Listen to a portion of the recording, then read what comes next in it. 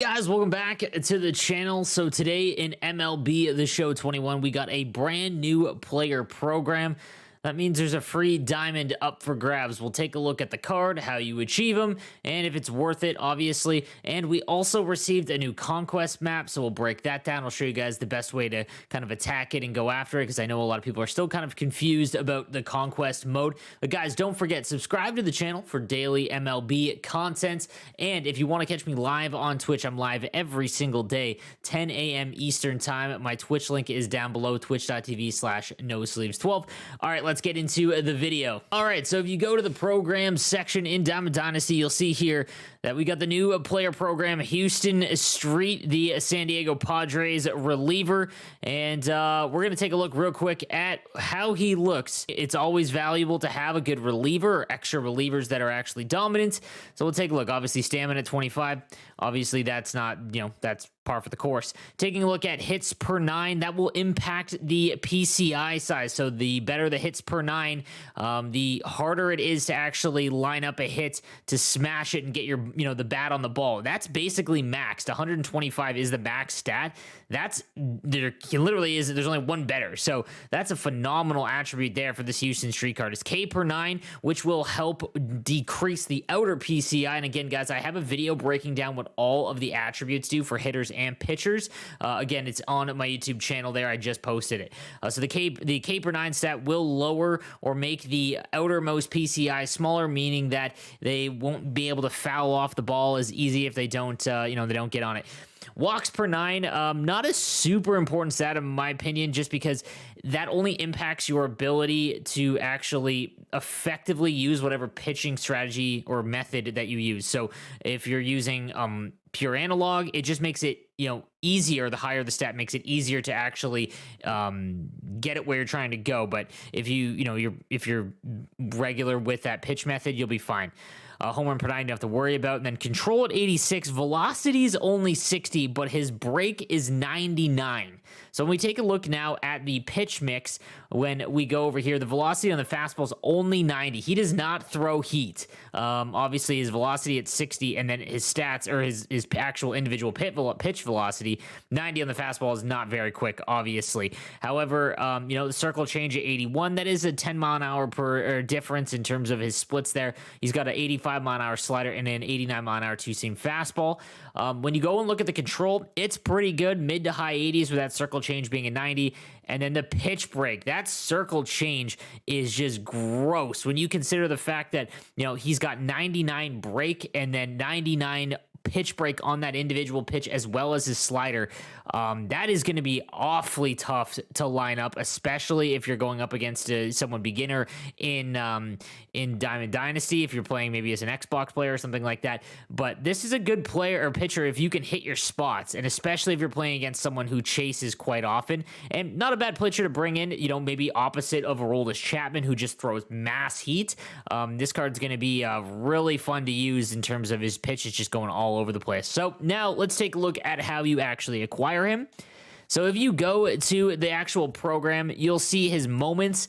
Doing all of these moments doesn't take very long. I haven't done them yet, but you'll get 7 for each one. That'll bring you to 42 points out of the 50 you need. And then after that, you've got to do one of these. So you can play the San Diego Padres on All-Star difficulty or higher if you want. That's just playing versus CPU, much like the Eric Davis one. But this one's actually pretty simple. So strikeouts with relievers in ranked seasons, battle royale, or events. So if you play online, anytime you get a strikeout with a reliever, you'll get the 10 required. Or you can tally a save with a Padres pitcher in ranked battle or event. So if you're grinding events to try and get Miguel Cabrera or something like that, just either use the San Diego Padres reliever to try and end the game, or just use relievers as much as you can, and you'll eventually get it. This is a fairly easy one to get, and one that I will be grinding to go after, just because I think that early on, having a reliever like him is pretty valuable. So, all right, so we also got a brand new Conquest Map. If you guys have been watching my channel, I've recommended for any beginner player to make sure you do a lot of Conquest. That's the easiest way to get familiar with the game. So we got got the first inning umbrella, and it's a very weird one. You start in the middle and only have these 5, and you basically have all of the enemy factions just surrounding you. And if you take a look at what's on the docket here, stealing 4 million fans will get you a show pack, and then as you go down, you'll get various things. So there's another show pack, 3 there, and then a ball is a habit pack for conquering the entire map. This one doesn't take nearly as long as some of the other conquest maps, but here's how I would do it. I would expand out. You're going to get 5 million players, or 5 million on each tile. Just move them out +1, and then just load up one of the tiles and just go for one of the directions. It really doesn't matter. Take a stronghold here like I did here. I took the angels out, and then you're basically just working all the way around. Okay, so as long as your middle stronghold has basically a barrier on the outside, you don't have to worry about getting attacked too often there. So pretty simple, nothing crazy, and you'll be able to get yourself some packs. One thing I want to mention, guys, make sure if you go to the programs and then Team Affinity, if you're working on the Team Affinities like I am, go to the missions, all right? So every time you get one of these flashback legend packs, okay, these are important. These aren't just cards that you can use, although you can.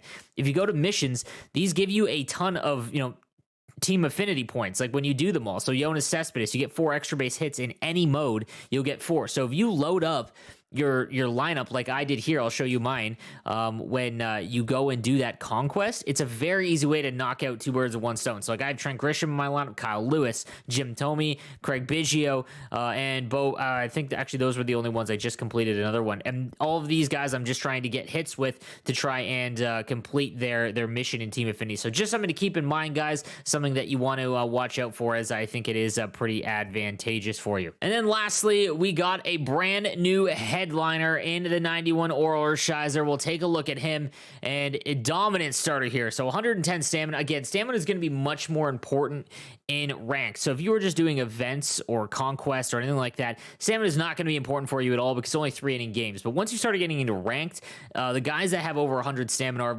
very important, especially the high-end ones, because they can just stay in the lineup longer. Hits per 9 at 91 is great. The K per 9 at 79 is a little weak, as is the walks per 9. But again, the walks per 9, in my opinion, not really the most important stat for a pitcher. His controls, 84, not bad. Velocity, 79. Break is 94. So his stats, in all honesty, is his hits per 9, his stamina are phenomenal, as is his pitch break. When you take a look at it, which it's nothing unbelievable, let's just say that, but let's take a look at his actual pitch mix. So he's got a sinker, cutter, which are 2 of the hardest pitches to hit, a curveball, which I really wouldn't recommend using. I've been absolutely just hammered with a curveball, a changeup at 79, and a 4-seam fastball at 93. So I've talked about this earlier. Guys, you want to look for pitchers that have an unbelievable split between changeup and fastball. So that's a crazy difference, like 14 miles an hour. That is a large difference. If someone is sitting fastball and you throw that changeup, that is going to be awfully tough, to hold up on, and vice versa. So the velocity on it, not terrible. He's not a flamethrower, but that discrepancy in changeup is great. His pitch control, again, most of them are in the high 80s or 90s. So the sinker 93, cutter 87, and the 4-seam fastball at 90. That changeup really tough on the control, which you don't like to see. But again, if you throw it low in the dirt, which is where you kind of want to keep your changeups, that's pretty devastating regardless, and you don't need a ton of control. The pitch break on that curveball is 94, which obviously is pretty crazy, but a curveball, I don't know. I hammer them too. Like, it's just so obvious. If you hold up and you're waiting for a breaking pitch, a curveball is just very easy to tell because the break is so prevalent. But this one does have a ton of break on this card. So overall, a really, really good starting pitcher, especially if you're, honestly, I would only go after that if you're starting to do ranked seasons, but I honestly think that there might be some better pitchers, but that changeup and fastball difference is really good. We take a look at what he's going for, about, in between 45,000 coins, or stubs, sorry, a high price to pay. I personally, if you're trying to do the live series events, wouldn't go after him, but if you are, like I said, you have a top-end team, maybe you spent a lot of money early on in the game, or you've been grinding like crazy, this is still going to be a great pitcher for ranked seasons. All right, guys, so that is going to do it for the content today. Let me know what you think in the comments section down below, and don't forget to subscribe to the channel for daily MLB content. I'll see you guys next time. Have a good one.